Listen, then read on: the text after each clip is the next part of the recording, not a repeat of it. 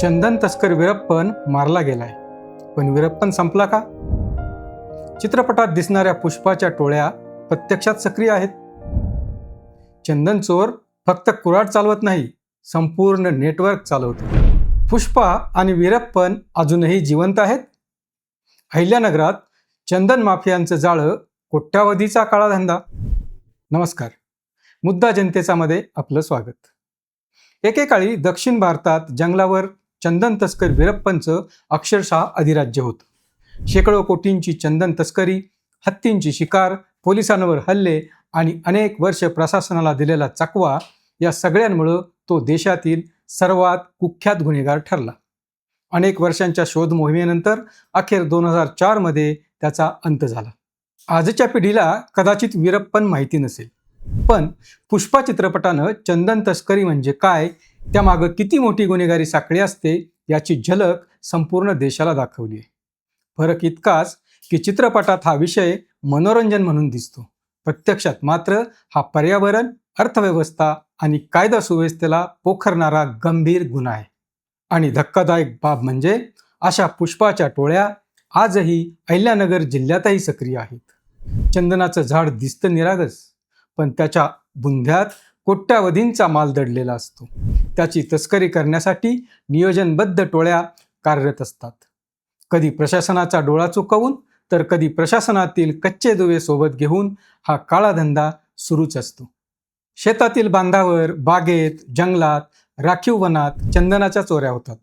एवढंच कशाला, सरकारी कार्यालयात, अगदी पोलीस अधीक्षक कार्यालयाच्या परिसरात आणि वन विभागाच्या आवारात सुद्धा चंदन चोरी झाल्याची अनेक उदाहरणं आहेत.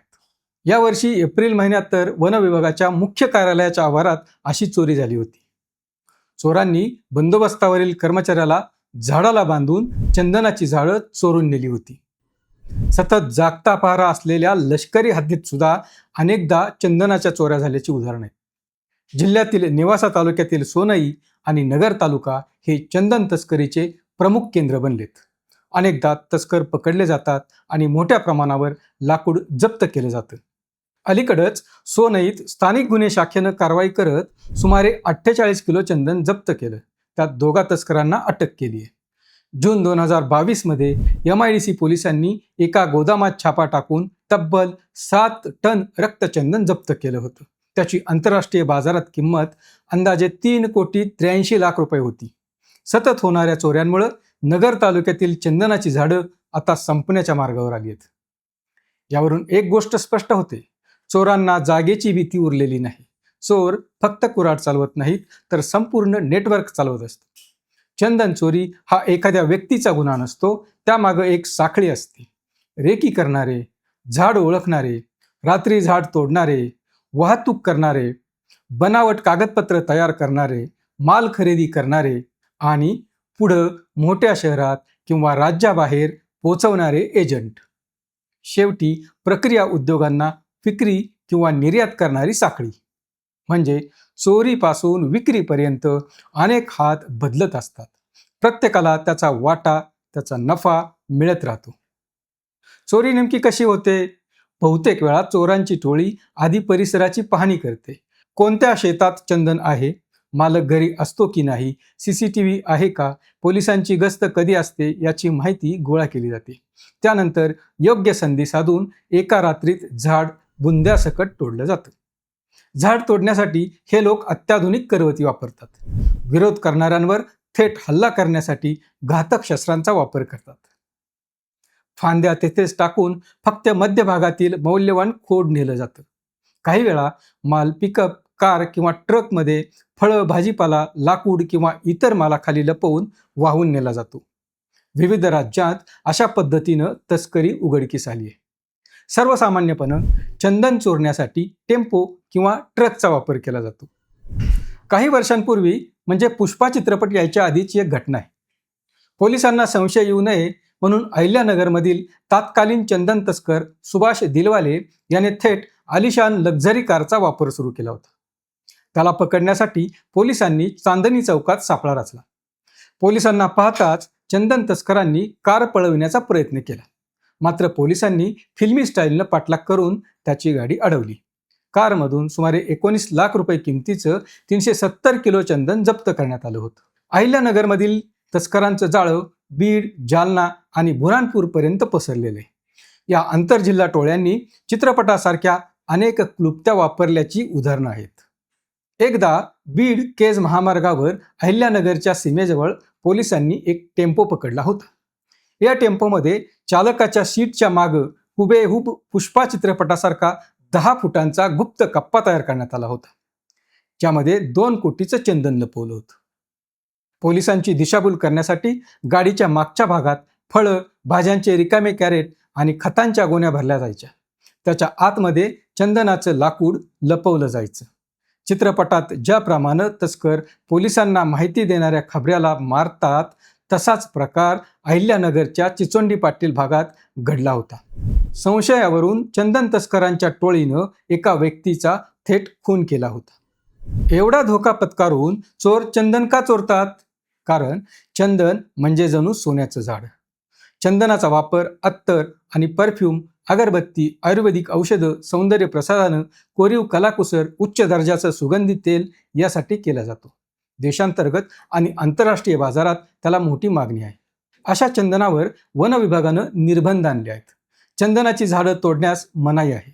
झाड तोडायचं असेल तर त्यासाठी मोठी प्रक्रिया असते. योग्य ती पडताळणी करून आणि शुल्क भरून ती मिळवावी लागते. ती खर्चिक आणि वेळखाऊ असते. त्यामुळं चंदनाचा हा धंदा चोरट्या मार्गाने सुरू राहतो. अनेकदा ज्यांच्या शेतात चंदनाची झाडं आहेत ते शेतकरीही परस्पर त्याचा व्यवहार करतात. अशा पद्धतीनं खरेदी विक्री करणारेही आहेत, तर दुसरीकडं विकत न घेता चोरी करणाऱ्या टोळ्याही आहेत. अनेक शेतकरी चंदनाचं झाड मुद्दाम लावत नाहीत, कारण झाड मोठं झाल्यावर त्याचं रक्षण करणं कठीण जातं. काही जण तर चोरीच्या भीतीनं आणि नको ती झंझट म्हणून झाड आधीच तोडून टाकतात. काळ्या बाजारात चंदनाची किंमत प्रचंड असते. चंदनाचा नेमका दर गुणवत्ता, वय, सुगंध अशा निकषांवर ठरतो.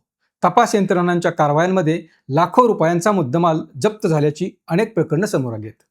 चोरीतून मिळालेला पैसा इतर बेकायदेशीर धंद्यात गुंतवला जातो का? हाही प्रश्न आहे. अधिक तपास केल्याशिवाय मूळ सूत्रधार सापडत नाही. तरुण या धंद्याकडे का वळतात? त्याचं कारण म्हणजे कमी वेळात जास्त पैसा, एका रात्रीची कामगिरी आणि हजारो रुपयांची कमाई असं यात असतं. बेरोजगारी, गुन्हेगारी टोळ्यांचा प्रभाव, व्यसनाधीनता आणि सहज पैसे कमावण्याची मानसिकता यामुळं अनेक तरुण या जाळ्यात अडकतात. पण एकदा या साखळीत शिरल्यानंतर बाहेर पडणं जवळपास अशक्य होतं. वीरप्पन संपला, पण त्याची कार्यपद्धती अजूनही जिवंत आहे असंच म्हणावं लागेल. मग यात नुकसान कोणाचं?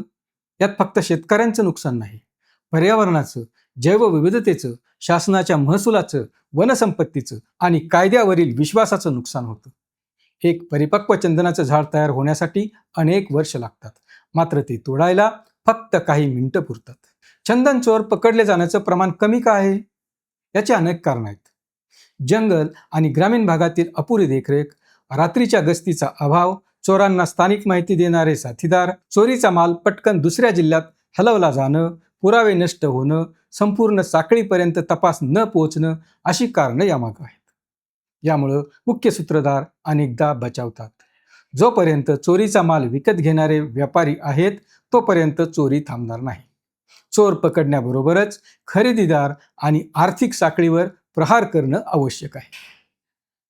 मग आता यावर उपाय काय? गावात किंवा शेतात संशयास्पद हालचाली, रात्री फिरणारी अनोळखी वाहनं, अचानक लाकूड वाहतूक दिसल्यास शेतकऱ्यांना चंदन चोरांची त्वरित माहिती देणारी प्रणाली उपलब्ध करून दिली पाहिजे.